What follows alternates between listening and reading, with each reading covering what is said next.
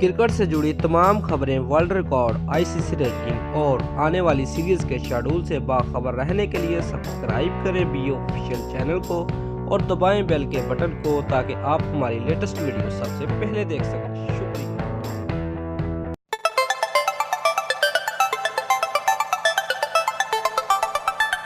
दोस्तों, पीसीबी के chief selector Inzamam-ul हक ने मोहम्मद हसनैन और आबिद अली की वर्ल्ड कप स्क्वाड में शमूलियत का जवाब पेश करते हुए कहा है कि 1952 के वर्ल्ड कप में बहुत से तजर्बाकार खिलाड़ी थे, जिस वजह से बहुत ज़्यादा फ़र्क पड़ा।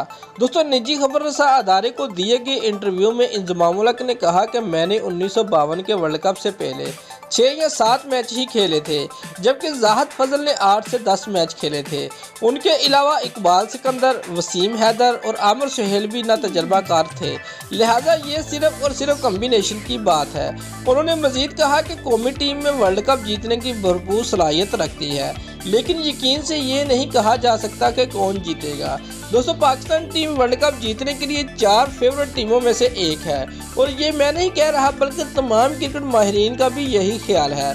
दोस्तों, अगर आप वर्ल्ड कप की हर खबर से बाखबर रहना चाहते हैं तो जल्दी से हमारे चैनल को सब्सक्राइब कर लें और साथ दिए गए बेल के बटन को भी दबा दें।